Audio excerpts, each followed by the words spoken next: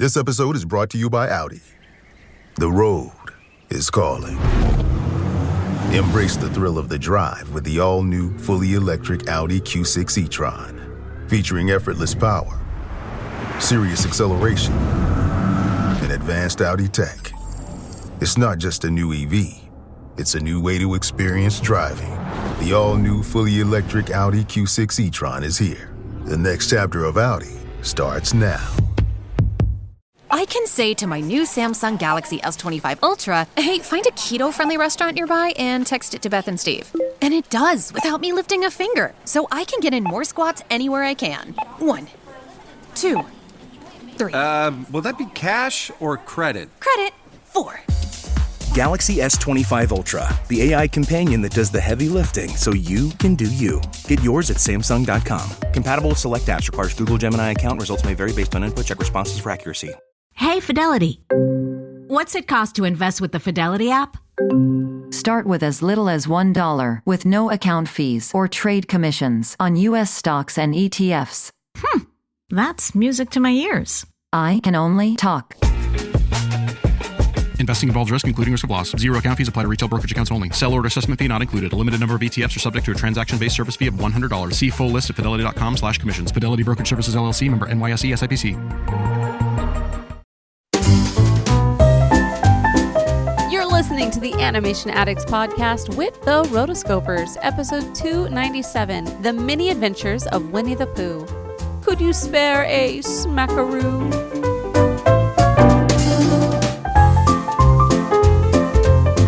Welcome to the Animation Addicts Podcast with the Rotoscopers, the number one place to get your animation fix with animation addicts just like you. Each episode, we dive into the wonderful world of animation featuring Disney, DreamWorks, Pixar, and everything in between. From hilarious discussions and movie reviews to interviews with industry insiders, this show's mission is to brighten your day through our love of animation. So hop on your nerdy couch, grab some snacks, and get ready to hang out with your animation besties because it's time to dive into today's episode. Hey there, animation addicts. My name is Chelsea Robson. And I'm Morgan Stradling. Morgan, did you have the Mini Adventures of Winnie the Pooh on VHS? Of course. Oh, I'm so glad to hear that. Not only did we have this VHS, but I do remember the whole like up, down, touch the ground from one of the Disney music sing-along videos, VHSs, the Fall of the Bouncing Ball. We had at least 6 of those. And I'm thinking, nice. Yes, no. And I'm thinking about it now. And I'm just like, I just really appreciate that my mom was so generous to buying so many of these VHSs because I mean, yeah, I guess they were a decent babysitter, but I mean, they're $20 like each always. Back then, I know. And that's at least $40 in 2024. Totally. That's probably also why they're still in my living room. Yes. I'd like to say that this episode is dedicated, for good or for bad, to the 90s babysitter, the VHS collection. Nice. 100 Acre Wood, where Christopher Robin plays, you'll find the enchanted neighborhood of Christopher's childhood days. All right, the movie we are talking about today is The Many Adventures of Winnie the Pooh, released March 11th, 1977, produced by Walt Disney Productions. The director was John Lounsbury and Wolfgang Reitherman, or Wooly Reitherman. And one thing that I absolutely did not know about this is that these were released separately. It makes a lot of sense that they were, because I do remember seeing these individually, these shorts. Mm-hmm. And and I felt like when we got, like I said, like I mentioned before, we had all of them. My mom was very dedicated to my dedication to Disney as a 10-year-old. And so we had lots of the Winnie the Poohs, and they were like in separate, like some of them were set off in separate like videos too. Like, so you were able to watch them individually. And so I remember when I got the Mini Adventures of Winnie the Pooh VHS, I was really disappointed because I was like, it's the same thing. They just repackaged this. I was so ticked. Yeah. So we actually don't have have a budget, obviously, as some of these early movies. We never really got that. But then we don't have, while it was released as this like package, there's no box office numbers, at least that I could find, which is strange because you released it, but you released it to what? That's the question. Yeah. But in my mind, when I was thinking about the Disney canon, I always thought it was, this was the next wave and the Don Bluth era, where all those guys who eventually ended up leaving in the 80s, this was some of the things they were getting their start, and they were not really getting their start, but they were working on these. Mm-hmm. And now my mind is honestly just blown. But it does make sense why everything's so episodic. You got these 3 distinct stories versus one overarching story. So initially, Walt Disney was going to release Winnie the Pooh as a feature film, but then they decided to do shorts to get people familiar with the characters. And so 1966 was Winnie the Pooh and the Honey Tree, and that was right before Walt's death. Then 1968 was Winnie the Pooh and the Blustery Day, and 1974 Winnie the Pooh and Tigger 2.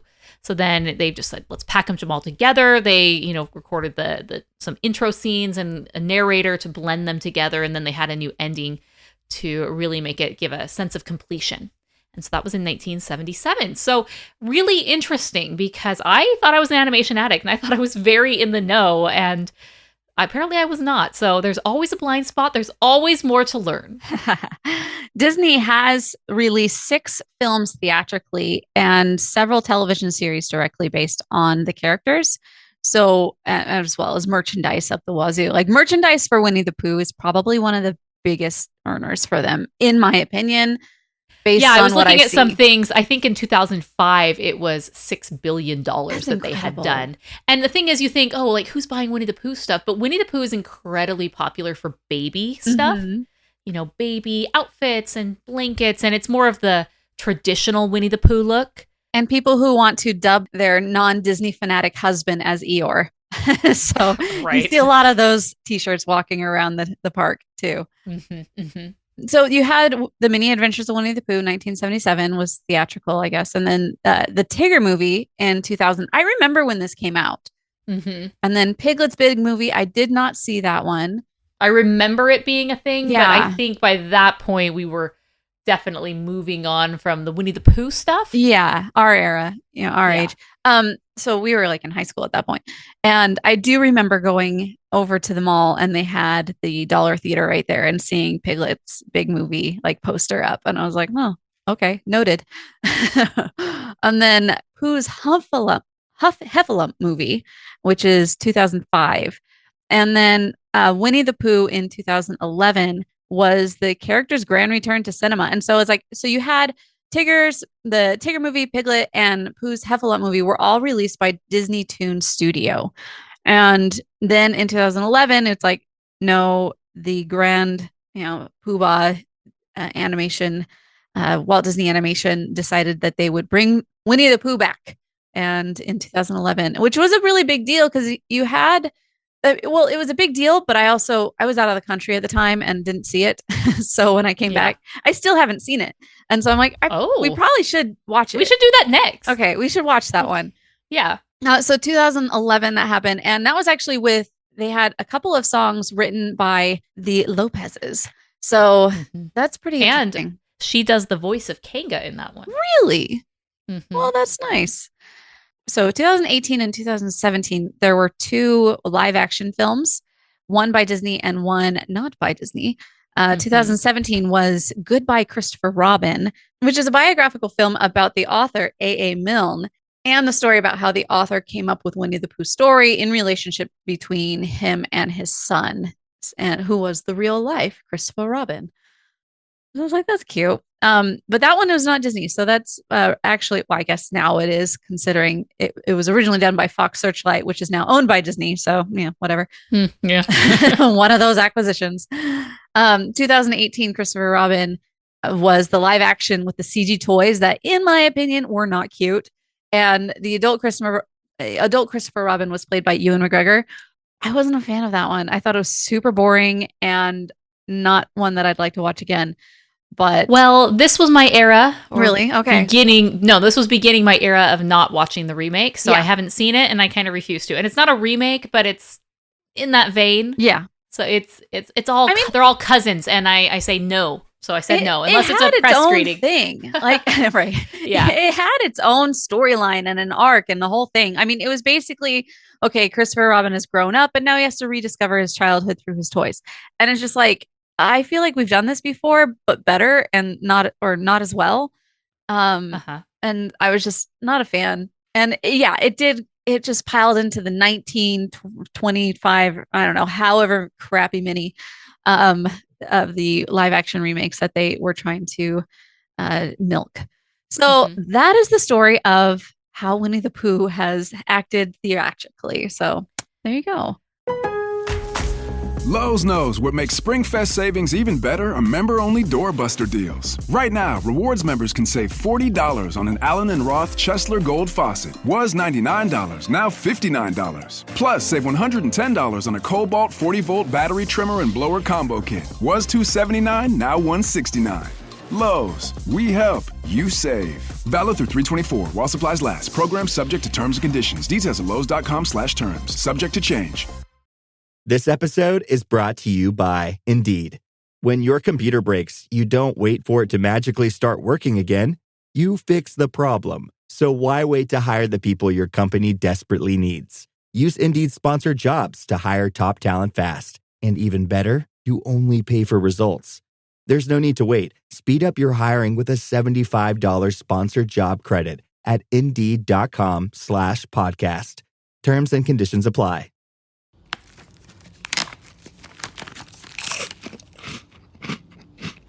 Uh-oh, the last cookie. You can get a new box of cookies in as fast as an hour with Walmart Express Delivery. Are you my guilty self-conscience? No, I'm the voice offering you promo code EXPRESS for free delivery on your first order. Hey, who ate my cookies?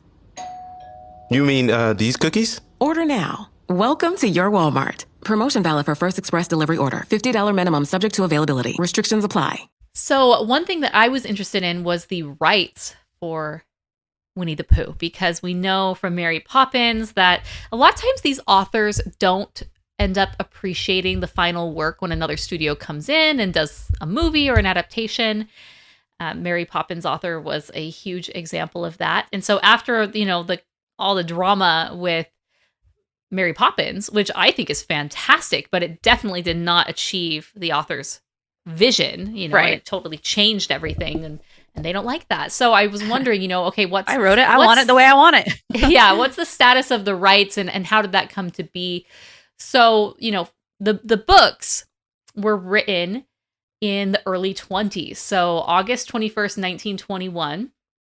Well, it starts in the very beginning.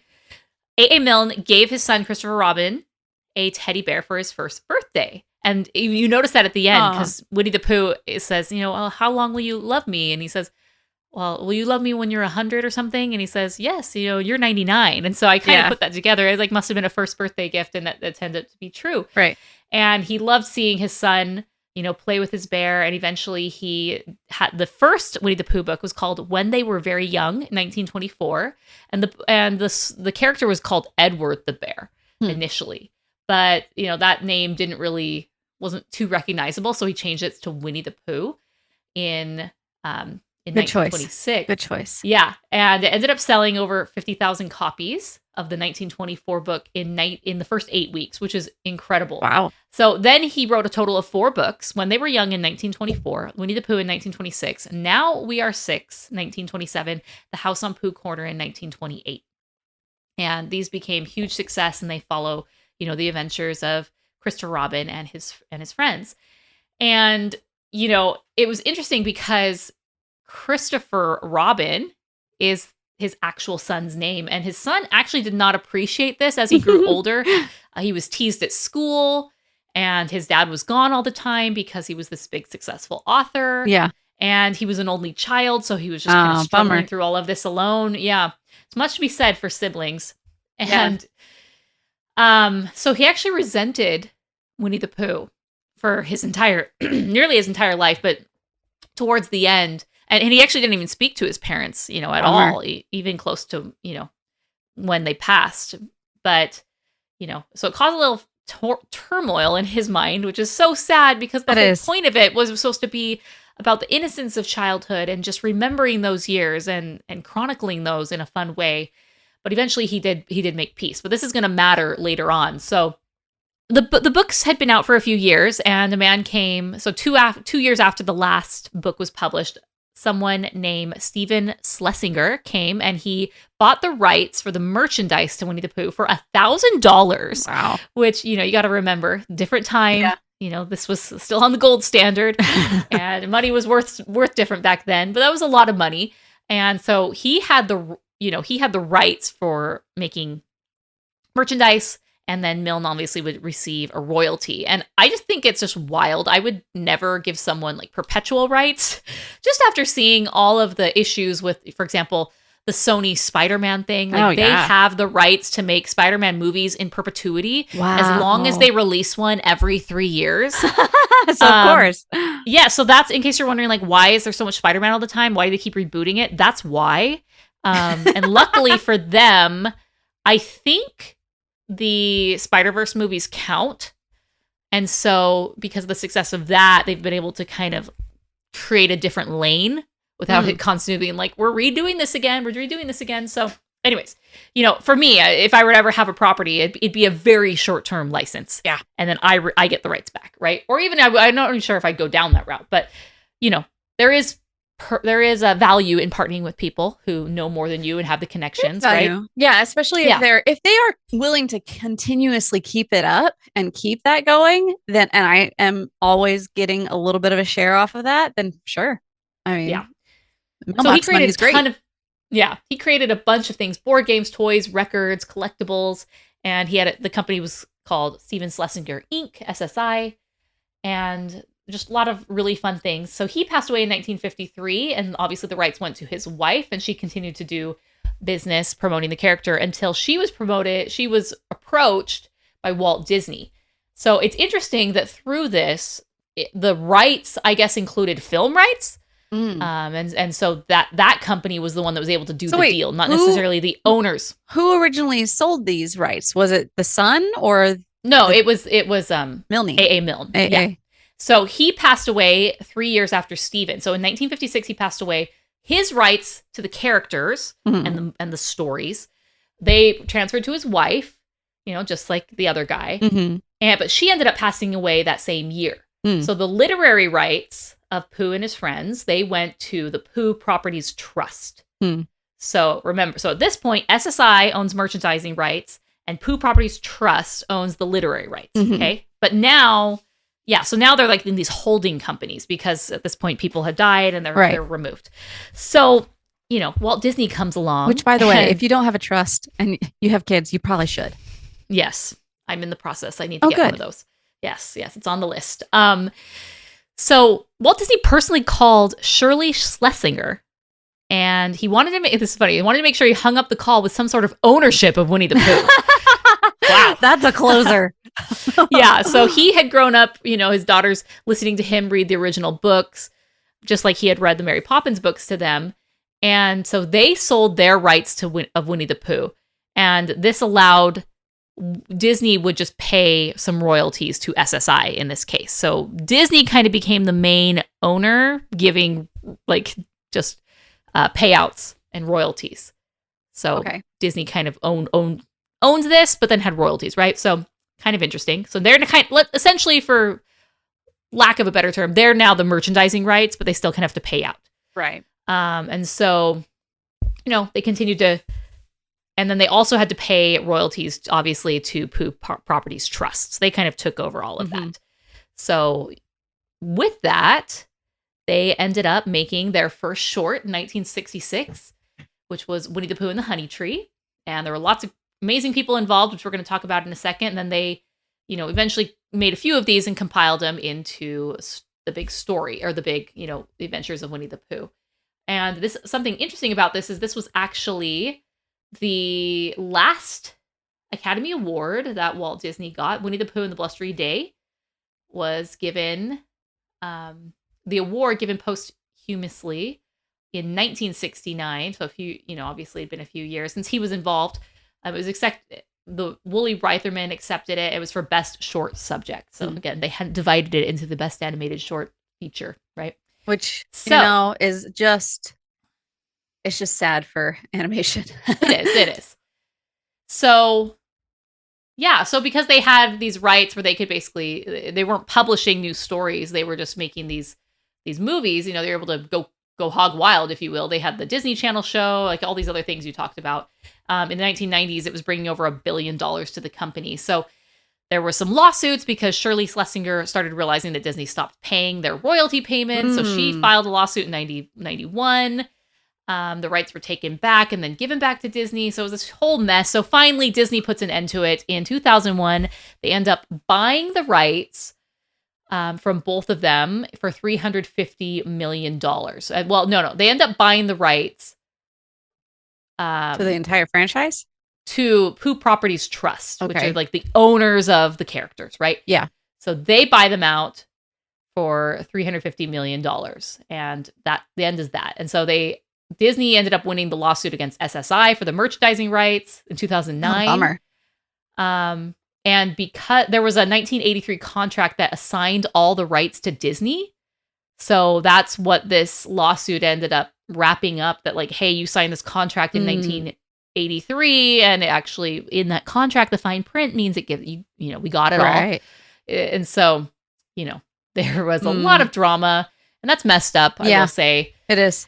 So there you go. And then lastly, Winnie the Pooh became in the public domain of 2022. Interesting. But just parts of it, and, there was the it's been extended, because it's 70 years from the death of the author or whatever. And yeah, then there's going to be a few, I think in a few years. Yeah, it says, however, this will not affect Disney's version of Winnie the Pooh as it was created much later. Disney also has trademarked the character Winnie the Pooh, so they've created this new version of it, and that extends the copyright. I think copyrights are I think the public domain thing is just really dumb. I think if you have a property and you create it in a literary work or a character or whatever it is, it shouldn't just become the public's after X number of years, even if you're not alive. You create things for your posterity. You create things to create a better world for the people that you're a part of. So I don't believe that it should just be given to the public. That's very communist in my mind. It is just taking it away and giving it all. Like, if I worked really hard for this and this thing 100 years later is still paying dividends and very profitable and desirable, why cannot I still be, and my posterity still be, reaping the rewards of that? Yeah. There's different ways to look at it, and I definitely see that as one way. So anyways, the history of the rights. So it's a little messy, but that's the way that it is sometimes. That's show business, baby. So okay. Let's talk about the cast. This is an interesting cast because there's a lot of really notable names. The narrator, Sebastian Cabot, I loved him as the narrator. He just has this very old-fashioned sort of voice. If they were to make this movie nowadays, they wouldn't cast someone like that. No. He just has this very regal, refined voice. I feel now they'd have some very modern. People don't talk like that anymore, but you could still request someone to, hey, we want kind of like an old-timey... Well, there is an accent that it's a Boston something, like it's a specific name to this Eastern American Eastern accent, which is a little bit more on the more refined, and all major stars were almost required to speak in that because it was the most not the recognizable, but the easiest to understand. Yeah. And it gets rid of any other accent that you would have. And I noticed that even the voice of Christopher Robin had that accent. Like it definitely wasn't English. It definitely wasn't it was an American accent, but it was not, it was what is it called? From that era. I know what you're talking about. It was kind of, it has a name. So Barbara Luddy is the voice of Kanga. And if you have keen ears, you might recognize, your ears might be perked up. She is the voice of Merryweather, and she's also the voice of Lady. And I think it's interesting because each of those characters have their own nuances to them. But if you're listening closely enough, you can tell that it's her. Merryweather is a bit more pitchy and bratty, if you will. So yeah, there's Kanga. Piglet was done by John Fiedler. Hal Smith, Owl. Bruce Reitherman, who's Wooly Reitherman's son, did Christopher Robin. Nice. So quickly, it's called the transatlantic accent, yes. which is a fake accent, but it's a mix of British and American trying to be one but not the other. Yeah. Sterling Holloway, voice Winnie the Pooh. You might know him from a lot of Disney films. Eventually, he gets taken over. He dies, and so the good old Jim Cummings takes over and does his role. Jim Cummings. Howard Morris does Gopher, Ralph Wright, Eeyore, Clint Howard, Roo, and Paul Winchell does Tigger, again, taken over by Jim Cummings. 2 for 1. It's good. So there you go. There's some of the characters. So let's just talk about the film. So is there anything you want to talk about high level? Then we can go into each one of the individual sections. No. Let's go. Okay. So one thing I absolutely love is the opening credits. I always have, always will. I just remember being a kid and loved seeing the real versions of the characters that his mind had created this world for, right? Like these were what they actually were. And then we're seeing his imagination. The cuckoo clock, the bed. It was just a cuckoo clock. Poo, yes. It's very, well, no, the cuckoo clock's in his real room. The cuckoo clock's in his. Oh, right. Yeah. In Winnie the Pooh. Yeah. And then we have the classic book opening. And I love this because this is a book. It's based on a book. They do the classic book, which we're familiar with at Disney at this point. And then the book becomes a character. We break the fourth wall with the book. And the book, for example, his bottom was stuck on the top of page 58 and the top was on the bottom of page 60. It's just really fun things like that you don't see. It breaks it up. It's really fun. Mm-hmm. And I also always have loved the 100 Acre Wood introduction. And I felt this was really good because you get to know the characters. You get to each get their own little intro. So we don't have to, hi, my name's Piglet, however you're going to do that. They introduce it. Okay, this is an imaginary world. These are the characters that are in it. Off we go. It was always really great to me. So I think that was one thing I've always loved about it and always loved watching. Yeah, I just, the Winnie the Pooh, the theme song of this is, it is definitely an earworm. It will go in there and it'll get stuck and I'll end up singing it like 3 days later. Yeah. Winnie the Pooh and the Honey Tree is the first one. And I guess we'll talk about which one's our favorite one, but this one's very distinct to me. There's quite a few iconic things that happen. Him with the balloon floating up. I'm just a little black rain cloud. And getting in the honey tree. And then ultimately getting stuck in Rabbit. Just so funny. There's a lot of really, really funny moments. And Pooh just is such a sweet character. He's not very smart, and that's okay. He's innocent. He's kind of dumb and fat. Yeah. And we love him for what he is, right? And he's happy the way he is. He has a great sense of self-worth, and he just goes along with his day. One thing I really like is that this story, there is no villain of the story, and it is very much character focused, and the mood is just in between little friends, and there may be a problem within the friends, the fact that Rabbit is not a good friend. We'll join that later once Tigger joins in. I'm not a fan of Rabbit, but even then, Rabbit is, he has his very, just the way he is, a rabbit. A Pooh Bear and a Tigger, all these people and an Eeyore and Kanga and Little Roo. You just know these people, and it's I think that's one of the reasons why these characters have lived on so much is because of how they've really continued to just be themselves and be a mirror of the people that we see around us every day. Yeah. I love the quote, "Time for my stoutness exercise." And then he's singing, up, down, touch the ground, puts me in the mood. In the mood. And I love the smack for food. It's great. These are the songs are done by the Sherman Brothers. Yes. So no wonder that they're all super, super catchy. Some people just have a knack for writing great songs, even if it's just a little, this isn't a full out song. It's just a little ditty that he's singing, right? I know. And it's great. And it just gets, he's just such a funny little guy. He just does all these little quirks, he has these quirks and nuances, and it's really fun. The sound effects in this movie are fantastic. Specifically the rumbly and the tumbly when you hear it moving up and then popping. Just such a great visual. Something that always stood out to me when I was a child. And another thing I appreciate is I love the Disney chorus in this movie. Yes. It's iconic. It's classic. It fits really, really well. It's homey. Tells the story when it needs to. It's very nostalgic. I mean, when it came out. Rain came down. Yeah, no, that song's a classic one on the Disney playlist. I like that one. Yes. So interesting. In Winnie the Pooh, this one, they introduced a new character.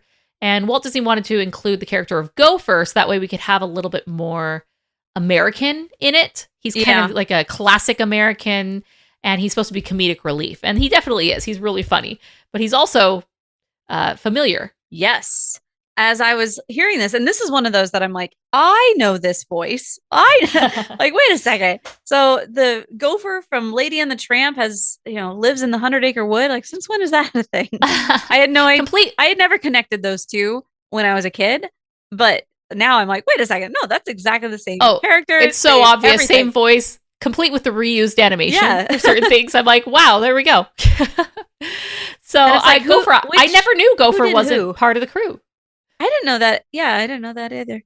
They just added And this movie actually is one of those movies that's notorious for reusing a lot of animation. This was the era where there were a lot of budget cuts. They were really doing what they could. So a lot of Christopher Robin's animation, not all, but some very key scenes where he's climbing over the fence or he's throwing the stick is from Mowgli from Jungle Book. Yes. And you know what? You'll see these on Instagram or TikTok where they're like, did you know? I'm right. like, yes, I did. Thank you. I know. 30 years ago. And it's a tie. It's what they had to do. They already had done this great animation from the Masters. The Masters were still there, but they just didn't have the time to spend the time creating a new scene. So they just found old animation, traced over it, and changed the character to match and went on with their life. It's not the best, but if you didn't know, you wouldn't know. No. I mean, it was, I agree. So this movie's pretty slow. This movie is very slow, but I feel like it really does pick up once Tigger joins the gang. Mm-hmm. Like everybody kind of sticks around in their same little, like, if you had a spectrum of like energy, then you have most everybody is kind of the low key energy. But once you add Tigger, it's like, oh, hey, okay, we got something happening here. Mm-hmm. You only need one Tigger in your life, but you need what Tigger. Yes, I wouldn't say the movie's necessarily slow, but I understand what you mean. It takes its time and it meanders, and we introduce to the characters, and there's dialogue and conversation and things that are happening. It doesn't have to be this action-packed, lasers and light beams and look over here. Yeah. We're doing a cut and a transition and a cut and transition, and I'm being loud and obnoxious. I really like that. This movie and the world that A.A. Milne creates, it's very nostalgic. I've heard it called it's kind of like an Arcadia, which an Arcadia is this pastoral world that's outside of your own world that's just very picturesque. Mm-hmm. And that's what the 100-Acre Wood is. It's not this real place, but it's just kind of this imaginary place that he goes that's a part. There's no cars. It's safe. And it's very safe. It's just in a very tranquil wood. And he goes and he plays with his friends and he has these adventures. And I like that. I think that is what childhood should be. Yeah. It is reminiscent of times when I would be out traveling with my family or something. And I remember we were up in northern Arizona, which is very mountainous and has lots of forests. There's a lot of mountains, and we were up there for like an entire summer. And I just remember going around and just kind of like wandering through the forest. I mean, not too far. I wasn't crazy, but but it's like, that just like even a stone's throw away from the house, you kind of feel a little bit just by yourself. That's a wonderful time. And if you haven't ever had that, make sure your kids get a little bit of that. Yeah. If you go camping, I think you may recall this, going on little adventures with your cousins or your brothers and sisters or whoever you're with, just kind of going and exploring the wood. Yeah. I mean, like we were talking about in one of the last episodes about how this idea of children going off on their own is like a period piece. Oh, it's so sad. It's so sad to me. But that I think is one of the most important things of childhood is just going out and exploring. And we should try to allow children the freedom to do that and just to go out and to see what's out there on their own without parental, helicopter supervision. Right. I can see them from afar. Yes. So question for you. Rabbit's actually a big one in this one. And I love the moment where he gets, Pooh comes over for lunch and he's like, oh, do you have any honey? Yeah. He's like, okay, here, you can have this. And then Rabbit just can't say no. And so Pooh stuffs himself with every bit of honey that's available and then gets so big that he can't exit the door and he gets stuck in Rabbit's door. And I think that is just such a funny situation. Yes. And he's so mad about it. He calls Christopher Robin. He gets people. First off, he calls Gopher, dig him out, and Gopher's like, "Oh, I'm gonna have to use some planks." And this is yeah. I don't think I ever paid attention to him, his words particularly when I was little. But he's basically quoting out the job, how long it's gonna take. It's gonna cost this much. And the supplies he's gonna need. It was really funny. You're talking about the Gopher, yeah. Gopher, and then they decide, okay, that's. What's the cost? And then Christopher Robin basically says, we'll just have to wait for you to get thin again. And so they do, and he's just stuck in his, luckily Rabbit has other doors that he can enter and exit out of. Yeah. But he doesn't appreciate Pooh being there. Like we talked about, Rabbit's not a very good friend. Rabbit is the one who's like kind of self-interested. He's just all about Rabbit for the most part. If things start going not the way that he wants it, he gets really prickly. And but one of the favorite moments is the Pooh decorations where he gets the frame. First off, he's irritated that he can see Pooh in the mirror. So he tries to move the mirror. That doesn't work out. And then he realizes, I can use it as a frame. We'll hide Pooh by making him part of the decor. And so he turns him into a hunting trophy and then puts, all the tea towels on there and just creates this big thing. And then Pooh ends up sneezing and oh, Pooh, you ruined my moose. And he's drawing the face on there. That's just a classic line. That's a classic visual in my mind. It's just so great. And, I think now people might be freaked out that something like this would happen, that his bum is being decorated, right? And highlighted. But It's just so innocent. It's hilarious and it's innocent and it's classic. Yeah. Okay. So speaking of Rabbit, do you think Rabbit is a boy or a girl? I grew up assuming all of the characters were boys except for Kanga. Okay, you're correct. But I, in my mind, always thought that Rabbit was a girl. Really? But then part of me thought maybe he was a boy. But it's because he kind of has this older woman sort of voice. Like a grandma, where their voices get really low. As we age, men start looking like women and women start looking like men a bit. Unfortunately. So, well, it's just everything starts sagging and then you just kind of become this whatever you are, right? But I mean, obviously, men still look like men and women still like women. Right. But voices definitely go down as a few registers, and women, can have these older, lower register voices. And so for that reason, I always kind of thought like it sounds like an old grandma.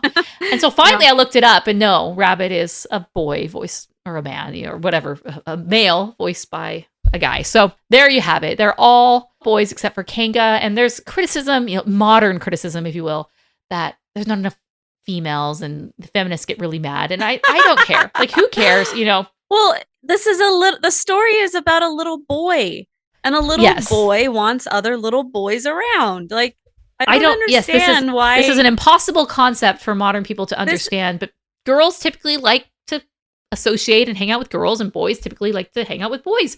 That's fine. There's nothing wrong with that. Well, it's just, occasionally they mix, and that's okay too. Especially like littles, like little boys are their own thing, and they want the other little boys' energy around, and little girls are annoyed with little boys. Yes. So this is like, what really annoys me about this take or the modern take of feminism, whatever wave we're on, is just how narcissistic it is. And it's like, if I am not represented, it's not enough. And it's like, who are you? Like, you're nobody. Yeah. Make your own thing. Like, once you realize you're a nobody and you're okay, you have that humility, your life is so much better. It really is. Put it that way. It really is. Your life will dramatically improve.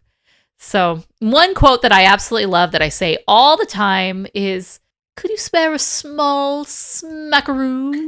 I say it to my kids all the time. I love the word smackaroo. It just makes me laugh. It's so silly. So ultimately, this one wraps up. Pooh ends up in the honey tree. How does it end?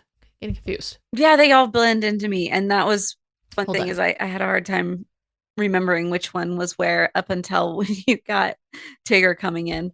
And it's like, oh, Tigger. It's a very different world with Tigger. And so does this one where we have the Pooh party? Hip, hip, hooray. No, that's in the second one. Okay. This is the blustery day. Yeah. So I think this one ends with him in the honey tree, right? Yeah. He gets blown away into the honey tree. Okay. This movie actually is on at my house more frequently because James really likes it. Mm. And James is a stinker. He will repeat and demand over and over and over and over and over and over and over again until he gets what he wants. And so when he comes home from preschool, he likes to watch a little show. And sometimes it's Thomas. Sometimes it's Winnie the Pooh. Sometimes it's Curious George. And I'll let him do like a half hour, and let him do that. But recently he's really been into Winnie the Pooh. He likes to watch this movie. And it warms my heart. I love it so much that he loves Winnie the Pooh. I think this is just such a tender movie and series and characters that it's just perfect for little toddlers and young kids.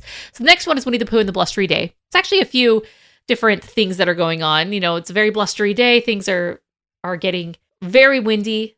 Piglet loses his house because Owl loses his house. It gets toppled over. So then they're on a hunt to find him a new home. And then of course it's like, Eeyore's the why is Eeyore the one that's like, no, this is the good house for Owl.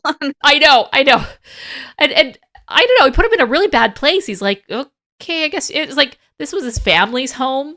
He'd been passed down, and then he just had to give it up because he needed a home. It was shocking to me. I don't know why he couldn't have maybe like, okay, sure, you can build your house in the top floor of mine, but like you don't need the bottom. Right. How can you even fit in the bottom? Right. So whatever. Is that it's a communist silly and it's thing cute right there? Like basically demanding other people's property. You give them your house. Like what? It is. So I guess I don't really love that he was forced to give his home up. Right. But whatever I don't it is. think he was forced. But he definitely felt forced. But he was also just like, oh, and then also Pooh being like, you can live with me. Really? Aw. Yeah. Like, yeah. I mean, that part, okay, cool. But yeah, the whole, I demand that you give your house to this other person because this other person deserves it more. Not a fan. Nope. You know us. We're not fans of that. But we're introduced to Tigger here. And this is the Heffalumps and Woozles dream sequence, which is interesting. So very different direction from the first one. Yes. So I like this one. This one's good. And then the last one is the one that really doesn't do much for me, Winnie the Pooh and Tigger 2. I remember this, but I don't remember this one as much as the first two. And I think it's because these first two were separated on, like, you could probably bought them as a VHS just separately. This must have been a thing. No, it was. Right? Because it was. I had all three of these on their own VHS. Okay. And then when I was like, no, we need this new, we need the new, like, Winnie the Pooh, because it just was released out of the vault or whatever. It's obviously new. And I was very disappointed. Oh, you were fleeced. Yeah. Okay. So the third one was one that I must not have had because I don't really recall this one as much. I don't remember seeing this one. Or I guess maybe I got bored and turned it off at that point. I don't know. But I think it was because I had the first two and watched these two over and over and over again. The last one is very bit more rabbit focused, even though it says Tigger 2.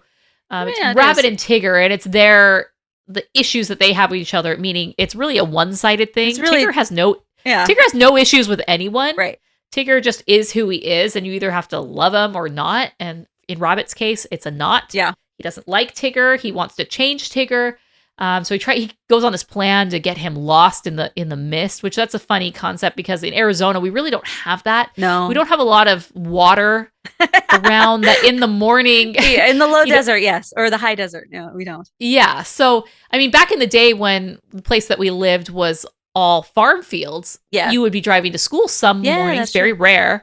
And there would be mist and it was or fog and it would be really cool. Yeah. So this is something that's kind of foreign to me in a way. But yeah, they go into the forest and they're trying to get him lost. And then he ends up getting lost and really has a hard time of it. And guess who's the one to save him, which is Tigger. And then Tigger, goes on an adventure with Roo, gets stuck in the tree. And then as part of his demands to get him down, Rabbit you can never bounce again. Which it's kind of funny and that Tigger is the bouncer. I mean, his personality is bounce, yes, but as far as like a tiger, it's like okay, it's silly. It's more of like the youthful imagination that a kid would have, that like this character is going to bounce on his tail, right? And it's classic. It's iconic, him bouncing on that little pogo stick tail. T-I double really fun. And so, eventually he says, okay, fine. He can bounce again. And of course, first thing that he does is he bounces right on a rabbit. So, and then they have this last scene where they're trying to tie these all together. And it's Christopher Robin is going away to school. And so he's talking. So they have this, like gone to school that he has like stapled onto something. And all the friends are kind of just like looking at it.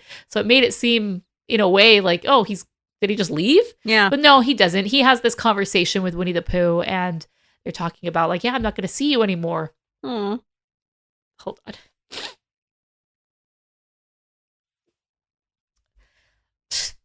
Who'd have thought Winnie the Pooh is like, of all the movies on the podcast to get me like so emotional. But hold on. It's like a really lovely way to end it. I've always been very sensitive to children growing up and moving on. And having your own kids, you see this, you realize how fleeting time is, especially this age group that Christopher Robin is, where they're little, they use their imagination, they play, and then they have to go on, they have to go to school, and they kind of leave that behind. And so I don't know. I've never, before having kids, I don't think I ever really would have cried about this scene. But now having kids and having seen it, I have my own little boy who's gone through this. It's really sad. I just wish kids could stay little forever. Yeah.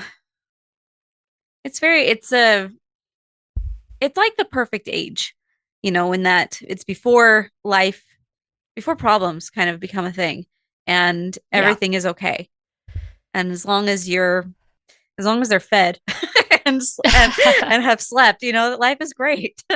Yeah. They're not tired and they've eaten, it's the simplest time where that's all they need. And you can just, enjoy being with them and enjoying their own personalities, because each person is its own and they come as they are. And it's fun to kind of get to know these little kids as they start getting into those ages of like just having a person like develop, like I don't know if you develop your personality. I just think your personality is more capable of being expressed. You come into your personality, just different facets, like petals of a flower kind of open up. Yeah. And you learn how to express your personality better. Mm-hmm. Like I have my little niece is 5 years old, and with her, like she's kind of had like an extended childhood because she was born as a premature child. Like she was born premature at 26 weeks. Mm-hmm. Like, can you imagine? Like that is insane. So at 26 weeks, she was born and was in the NICU for so long. And I just remember one time, my sister-in-law, she was just like, I feel like I've had a newborn forever. Cause she did. She had this newborn that was by the time she was 3 months old, she was the size of a normal newborn. Yeah. And so it's just like that extended time. And with preemies, it does take a little bit longer for them to kind of catch up to the rest of the kids. But by the age of like 7 is what they say, is like by the time they get to 7 years old, then they are basically with everybody else. And there's no there's no slowing down at that point. But she's just a little firecracker. And I told her one time that because we both have freckles, that we're twins, and that has made me her favorite person, which I'm so glad I did that, because she's like, Chelsea. I'm like, oh hey, because none of the kids actually, like, once the kids get older, it's just like, meh, I've got my own things to care about. It's true. But like with the young age, like before the 6, 7, 8, like in that era, they're very much capable of connection, and all they want is connection. And so that's the best time. And so I understand, like, once they get past that, and awesome aunt points just get more expensive. That's all it is. So it's fun when they're at this age, because it's just like let's go, like, read me a story or tell me a story. And it's like, okay, I like telling her stories because it's like she'll basically like tell the story herself because she's just like, no, I don't want that to happen. I'll have this happen. Okay, that's happened. Now what should happen? Yeah. And they're like, this should, and then you just add like just little extra things to kind of move the story along. But then she's like, yes, that is the story. That is it. And it's very cute and a lovely time. Yes. So I actually have the collection of these books, and it's an illustrated version, kind of like a premium one. I got it the kids for Christmas, and we haven't read it yet because there's just so many books that we are wanting to read.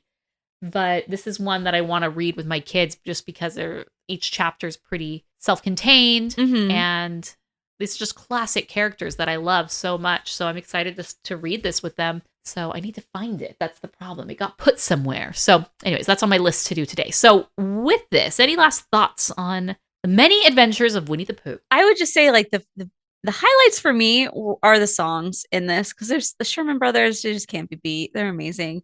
And so you've got the up, down, touch the ground. And like, as I mentioned, like there were all of these songs were replaced and put somewhere on one of the Disney sing-along movies. And those were, like I said, we had a lot of those. And I watched all of them multiple times. So I can't be like, why did we have these? I'm like, I obviously liked them. And so you had the Heffalumps and Woozles, which came on the Be Our Guest version. And then you had the Up, Down, Touch the Ground, which was on the Disney sing-along Hi Ho version. And that one, I remember we had the original international release, because I looked it up and they actually had 3 releases in 92, 93, and 94. And each year it got shorter and shorter. They took out one more song. And so the first one that came out, it also had the Pirates Hi Yo Ho, A Pirate's Life for Me. And it goes through Pirates of the Caribbean ride at Disneyland. And I just always thought that was so cool. But it also had the Siamese Cat song, which I understand, like, and even then that we weren't like politically correct back then, but it was like, meh, it's too long. Should cut it down. And then the Heffalumps and Woozles, like I said, was on the Be Our Guest version. So I was like seeing those, I was just like, why do I remember these so much? But I also don't remember the stories. And I realized it was because of the sing-alongs. I got a lot of the songs off of those. And I really thought the Sherman Brothers just are the perfect people to write for Winnie the Pooh. So it'll be interesting to see how the 2011 one went with with the Lopez's. One more random thought is there's a couple sound effects that go off when the balloon is being deflated that are 100% used in the chase scene from Robin Hood.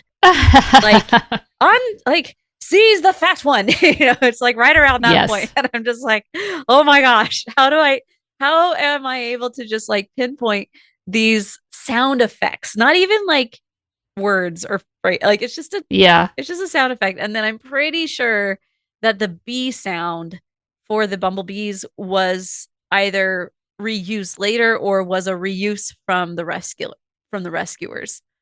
So those are funny random thoughts. I liked this movie. I think it's fun. I can't give it I can't get a 5-star because it's not one that I would want to have on all the time. If I had kids, probably, it's a quiet love, but I'd say, 4 stars. We'll say that. Yeah, I would give it 4 stars too. It's really good. The animation, we didn't really talk about the animation. The animation is really on point. So the cute. 9 old men were still here at this point and really at this point have been doing this for decades, and so they're masters. Every scene is just expertly done animation. There's a scene in the 3rd segment with Rabbit where he's kind of wandering around the forest and he's far away. Whether he's far away or it's an up close, the animation is crisp, it's clean. This is during the Xerox era, but I think by this point they kind of perfected the Xerox era, or I don't know. Because I was watching 101 Dalmatians the other day, and from scene to scene, the Xerox transfer is different. Some scenes or some characters, it's really sketchy, where it feels very unfinished. Yeah. Where it was so clear. I didn't have any of those like rogue sketch marks. It just felt like they had kind of definitely, or like random dots, if that makes sense. Stray artifacts from the photocopying process. Everything was crisp and clean. The animation was well done. The characters were relatable and they emoted, and they were very, very well done. So I like the animation on here, even though they had such a short, shoestring budget. I think they do great with what they have. So I really, really enjoyed that. I think the movie is a breath of fresh air from a lot of Disney movies, just because it's different and it goes at its own pace. It feels a little Miyazaki-ish in that sense. And I like it. I think the third one really struggles, and I think that was obviously because it was done such a long time later that maybe Walt Disney wasn't as involved. He wasn't involved at all. You know what I mean? So maybe just the story leadership just didn't quite have it tuned in as they had previously when they were doing the other ones. But from what I've heard, these are incredibly true to the stories, the actual stories, that they're very, very good representations. So I like that. I appreciate that you can really capture something on screen. Yeah. They update designs, obviously, and take it from there. And we have this huge franchise that's just world beloved. So I'm going to give it 4 stars. Lovely. I've been using the word lovely a lot in my life, and I'm not exactly sure why, but it's just my adjective of choice these days. Nice. With that, our next movie episode, I think we decided that we're just going to go ahead and do the 2011 Winnie the Pooh. And we'll just do back-to-back Winnie the Poohs. And it'll be really interesting because this one will be so fresh. We'll be able to compare to which one stacks up. So the 2011 Winnie the Pooh is the last hand-drawn animated film that Walt Disney Animation Studios has done. So did they leave it on a high note? You'll have to subscribe and tune in for our next episodes where we will do that. We also have a special voicemail episode, so send in your voicemails. That way we can answer all of your questions. Any questions you have, it's a good old grab bag. Send it our way at rotoscopers.com/voicemails, or give us a call at 406-646-6575. That's all we have for today. Until next time, we are the Rotoscopers.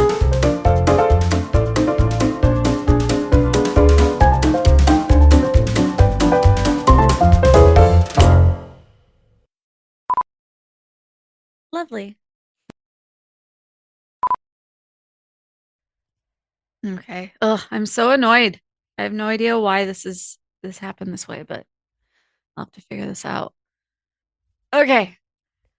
Well, good. Now let's go to something very non-confrontational. The Mini Adventures of Winnie the Pooh. Okay. You've been listening to the Animation Addicts Podcast. If you enjoyed this episode, don't forget to subscribe and be sure to leave us a 5-star review. We're available on Apple Podcasts, Spotify, and wherever you listen to podcasts. And if you want to help spread the word, be sure to share the podcast with your friends on social media. Just don't forget to tag us at Rotoscopers on Instagram and use the hashtag Animation Addicts. For all the links and full show notes for this episode, go to rotoscopers.com/podcast. Now, if you still can't get enough for your animation fix, be sure to subscribe to us on YouTube and visit rotoscopers.com for more animation news, reviews, and interviews. Thanks for listening.